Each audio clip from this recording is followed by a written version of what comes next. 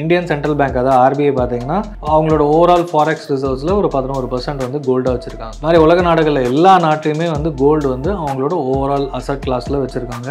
யூஎஸ்லாம் பார்த்தீங்கன்னா 75% கோல்டு தான் வச்சிருக்காங்க. அவங்களோட ஓவரால் அசட்டுன்னு பார்த்தீங்கன்னா ஒரு 20 வருஷத்துக்கு முன்னாடி வாங்கின பொருள் இப்பயும் உங்களால் வாங்க முடியுமா அப்படின்னா, வாங்குறதுக்கு கோல்டு இருந்ததுன்னா அப்போ கோல்டு வாங்கியிருந்தீங்கன்னா இப்போ கோல்டு விற்றாலும் கிட்டத்தட்ட அதே பொருள் அதே விலையில் உங்களால் வாங்க முடியும். இந்த மாதிரி கோல்டுக்கான அட்வான்டேஜ் இதுதான். 2011-12 அப்புறம் ஒரு 5-6 வருஷம் வந்து கோல்டு ப்ரைஸ் அந்த பீக்கை பிரேக் பண்ணவே இல்லை. அதுக்கப்புறம் 18-19 கொஞ்சம் கொஞ்சமாக ஆரம்பிச்சு மறுபடியும் கோவிட் டைம்ல இருந்து தான் இந்த 5 இயர்ஸில் ஒரு மிகப்பெரிய ரிட்டர்ன்ஸ் பார்க்குறோம். இருந்தாலுமே லாஸ்ட் 5 இயர்ஸ் 2020 2025 வரைக்கும் சிஏஜிஆர்னு பார்த்தீங்கன்னா க்ளோஸ் டு 14%, அதாவது 14% வளர்ந்துருக்கு. இந்த காலகட்டத்தில் நீங்கள் ஒரு ஈக்விட்டி ஃபண்டில் போட்டிருந்தீங்கன்னா இதே டைம் பீரியடில் உங்களுக்கு 20%க்கு மேலே தாராளமாக கிடச்சிருக்கும். கோல்டு இருக்குது அண்ட் ஈக்விட்டி இருக்குது, டெட்டுனா ஃபிக்ஸட் டெபாசிட் மாதிரி கவர்மெண்ட் பாண்ட்ஸு, கார்பரேட் பாண்ட்ஸு இதெல்லாம் இருக்குது. அண்ட் ஈக்விட்டி ஸ்டாக் மார்க்கெட்டில் போடுற லார்ஜ் கேப் ஃபண்ட்ஸோ மிட் கேப் ஃபண்ட்ஸோ அது ஃபண்ட் மேனேஜர் டிசைட் பண்ணுவாங்க. ஃபியூச்சரில் RE18 ரியல் எஸ்டேட் இன்வெஸ்ட்மெண்ட் ட்ரஸ்ட்டும் உள்ள ஒரு 5-10% வரதுக்கான வாய்ப்புகளும் இருக்குது. ஸோ இந்த மாதிரி டிஃப்ரெண்ட் அசட் கிளாஸ் கலந்தது தான்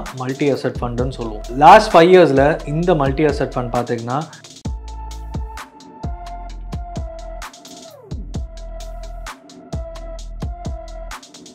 கட்டுமானத்தின் வலிமை, கட்டிடங்களின் பாதுகாப்பு, ஸ்ரீ துர்கா TMT கம்பிகள்.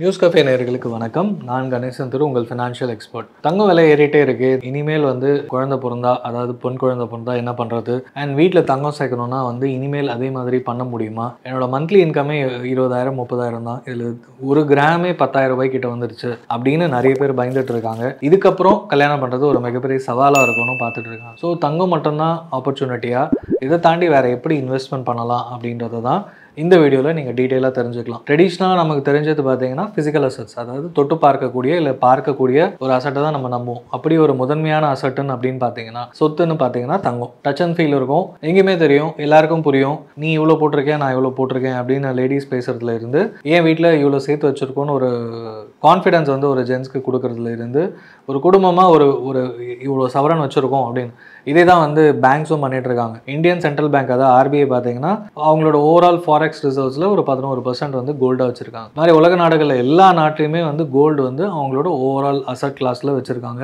யூஎஸ்லாம் பார்த்தீங்கன்னா 75% கோல்டு தான் வச்சிருக்காங்க. அவங்களோட ஓவரால் அசட்டுன்னு பார்த்தீங்கன்னா, அதாவது எக்ஸ்போர்ட்டுக்கு கொடுக்கக்கூடிய பணத்தை வந்து ஃபாரெக்ஸ் ரிசர்வ் வச்சிருப்பாங்க. ஃபாரெக்ஸ் ரிசர்வ்ஸில் இது மேக்ஸிமம் வந்து கோல்டாக தான் யூஎஸ் வச்சிருக்காங்க.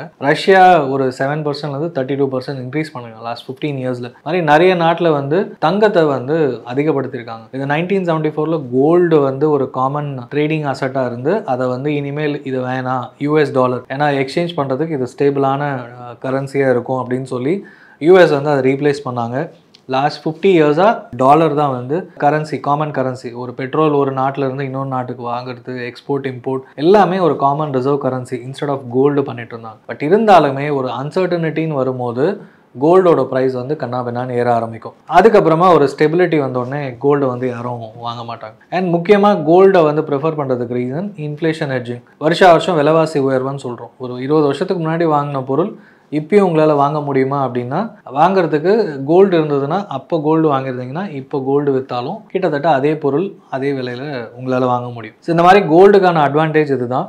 டாலரோட ப்ரைஸ் வீக்கன் ஆக கோல்டு வந்து இன்க்ரீஸ் ஆகும். இந்த மாதிரி நிறைய கோரிலேஷன்ஸ்லாம் சொல்லுவாங்க. பட் அதை தாண்டி லாஸ்ட் 5 இயர்ஸாக கோவிட்ல இருந்து பார்த்தீங்கன்னா அன்சர்டனிட்டியும் உலகத்தில் இன்க்ரீஸ் ஆகிட்டே இருக்குது. அதாவது கோவிடே ஒரு மிகப்பெரிய அன்சர்டனிட்டி. எவ்வளோ நாள் இருக்கும், வேக்சின் கண்டுபிடிப்பாங்களா, அது உயிரை காப்பாற்றுமான ஒரு அன்சர்டனிட்டி. அதுக்கு ஒரு முடிவு ஒரு 6 months to 1 year தெரிஞ்ச பிறகு உக்ரைன் ரஷ்யா வர ஆரம்பிச்சு அது முடியுமா இல்லையான்னு கிட்டத்தட்ட ஒரு 2 வருஷத்துக்கு மேலே போயிட்டு இருக்கு. அப்புறம் கல்ஃப் கண்ட்ரீஸில் சிரியா வர, இப்போ இஸ்ரேல் ஹமாஸ் அந்த பிரச்சனை, இந்த மாதிரி உலக அளவில் பிரச்சனைகள் வந்து நடந்துகிட்டே இருக்கு. இப்போ போர் சூழ்நிலைகள் நடந்துகிட்டே இருக்கு. இப்போ இந்தியா பாகிஸ்தான் ஒரு பதட்டமான சூழ்நிலை நிலவுது. இந்த மாதிரி உலக அளவில் பதட்டமான சூழ்நிலை தாண்டி லாஸ்ட் ஒரு 2 months யூஎஸோட பிரசிடென்ட் வந்து டேரிஃப் வார்னு ஒன்று ஆரம்பிச்சு அது வந்து உலக அளவில் இம்போர்ட் எக்ஸ்போர்ட்லேருந்து எல்லா மிகப்பெரிய மாற்றத்தை கொண்டு வந்துட்டு இருக்கு. இது எல்லாமே அன்சர்டனிட்டி, என்ன நடக்க போகுது, ஃபியூச்சர் எப்படி இருக்கும்னு ஒரு பயத்தை உருவாக்கும் போது சென்ட்ரல் பேங்க்ஸுமே வந்து டாலருக்கு பதில் கோல்டு வாங்க ஆரம்பிச்சாங்க. அது கொஞ்சம் கொஞ்சமாக லாஸ்ட் 5 இயர்ஸில் இன்னும் அதிகமாகிட்டு இருக்கு.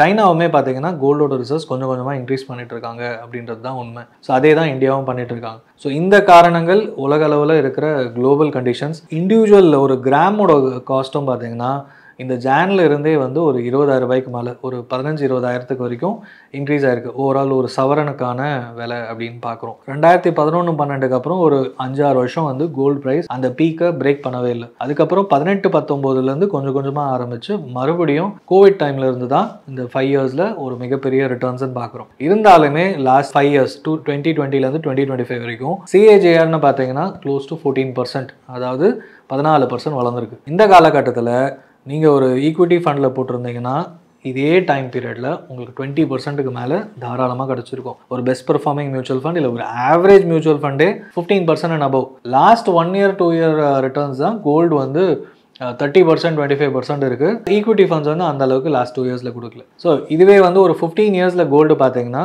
அகெயின் 12-13% தான் இருக்குது 2010 இருந்து. இது எஸ்பிஐ கோல்டு இடிஎஃபோட ரிட்டர்ன்ஸ் பார்த்தீங்கன்னாலே தெரியும். சரி, இதுலேருந்து என்ன தெரியுது அப்படின்னு பார்த்தீங்கன்னா இதே டைம் பீரியடில் ஒரு மல்டி அசெட் ஃபண்ட் அப்படின்னு எடுத்துக்கிட்டோம்னா அதோட ரிட்டர்ன்ஸை கம்பேர் பண்ணலாம். சரி, அது என்ன மல்டி அசெட் ஃபண்ட் அப்படின்னும் போது கோல்டு இருக்குது அண்ட் ஈக்விட்டி இருக்குது, டெட்டுனா ஃபிக்ஸட் டெபாசிட் மாதிரி கவர்மெண்ட் பாண்ட்ஸு, கார்பரேட் பாண்ட்ஸு இதெல்லாம் இருக்குது. அண்ட் ஈக்விட்டி ஸ்டாக் மார்க்கெட்டில் போடுற லார்ஜ் கேப் ஃபண்ட்ஸோ மிட் கேப் ஃபண்ட்ஸோ அது ஃபண்ட் மேனேஜர் டிசைட் பண்ணுவாங்க. ஃபியூச்சரில் RE18 ரியல் எஸ்டேட் இன்வெஸ்ட்மெண்ட் ட்ரஸ்ட்டும் உள்ள ஒரு 5-10% வரதுக்கான வாய்ப்புகளும் இருக்குது. ஸோ இந்த மாதிரி டிஃப்ரெண்ட் அசெட் கிளாஸ் கலந்தது தான் மல்டி அசெட் ஃபண்டுன்னு சொல்லுவோம். லாஸ்ட் 5 இயர்ஸில் இந்த மல்டி அசெட் ஃபண்ட் பார்த்தீங்கன்னா எல்லா மல்டி அசெட் ஃபண்டும் 20% அண்ட் அபவ் கொடுத்துருக்கு. ஸோ நீங்கள் கோல்டில் போட்டிருக்க ரிட்டர்ன்ஸை விட இந்த மல்டி அசெட் ஃபண்ட்ஸில் மிகப்பெரிய ரிட்டர்ன்ஸ் கண்டிப்பாக கிடச்சிருக்கும். சரி, இதே ICICI Prudential multi asset fund 2003 ஆரம்பித்தாங்க.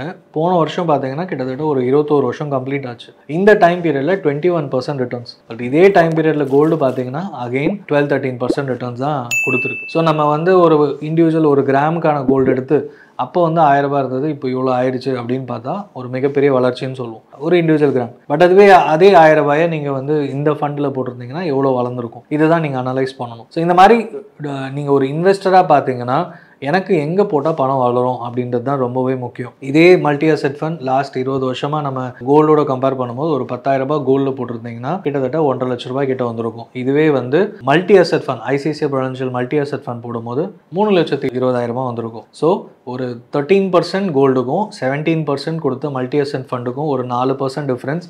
அந்த 4% இந்த 20 வருஷத்தில் ஒரு கிட்டத்தட்ட டபுள் த ரிட்டர்ன்ஸ் கொடுத்துருக்கு அப்படின்றது தான் நமக்கு தெரியுது. சரி, இதை வச்சுட்டு என்ன பண்ணலாம் அப்படின்னா நிறைய பேர் வந்து பொன் குழந்தை பிறந்த உடனே வந்து இனிமேல் மாதம் 1 கிராம் சேர்க்குறேன், இல்லை 1/2 கிராம் சேர்க்குறேன், இல்லை கோல்டு சேவிங் ஸ்கீம் போடுறேன் அப்படின்னு பண்ண ஆரம்பிப்பீங்க. ஸோ அந்த மாதிரி பண்ணுறதுக்கு பதில் ஒரு எஸ்ஐபி போட்டிங்கன்னா மல்டி அசெட் ஃபண்டில் ஒரு எஸ்ஐபி ஒன்று டைவர்சிஃபிகேஷன், வீடு கோல்டு இந்த மாதிரி ரொம்ப யோசிக்காமல் இதிலே கோல்டு ஈக்விட்டி டெட்டுன்னு வரும்போது சேஃப்டி இருக்குது. அசெட் டைவர்சிஃபிகேஷன் தானாகவே இந்த ஒரு ஸ்கீம்லேயே கிடைக்குது. அண்ட் ஒரு 21 வருஷம் போடும்போது ஒரு 17-18 வருஷத்தில் குழந்தை பொண்ணு வந்து காலேஜ் போகிறதுக்காக இருக்கட்டும், இல்லை உங்கள் பையன் வந்து காலேஜ் போகிறதுக்காக இருக்கட்டும், யாராக இருந்தாலும் ஒரு காலேஜ் எஜுகேஷனுக்கு இது ஒரு நல்ல ஃபண்டாக இருக்கும்.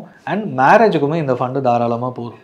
ஒரு 5,000 rupees நீங்கள் ஒரு எஸ்ஐபி ஆரம்பிக்கிறீங்க அப்படின்னா அடுத்த 18 வருஷத்தில் க்ளோஸ் டு 50 lakhs சேர்ந்துடும். ஒரு 10,000 rupees போடுறீங்கன்னா ஈஸியாக ஒரு 1 crore வரைக்கும் வந்துடும். குறையவே குறையாதுன்னு எதுவுமே சொல்ல முடியாது. எல்லாமே வந்து ஏறும்போது கண்டிப்பாக குறையும். இப்போ இருக்கிற சார்ட் பேட்டர்ன் பார்க்கும்போது ஒரு எக்ஸ்போனென்ஷியலாக ஒரு மிகப்பெரிய வளர்ச்சியை லாஸ்ட் ஒரு 3 இயர்ஸில் கோல்டு பார்த்துருக்கு. ஸோ அப்படின்னும் போது அடுத்த 5 இயர்ஸில் வந்து இன்னும் எக்ஸ்போனென்ஷியலாக இன்க்ரீஸ் ஆகுன்றது இப்போ இருக்கிற நிலவரப்படி அன்சர்டனிட்டி எல்லாம் பேசும்போது.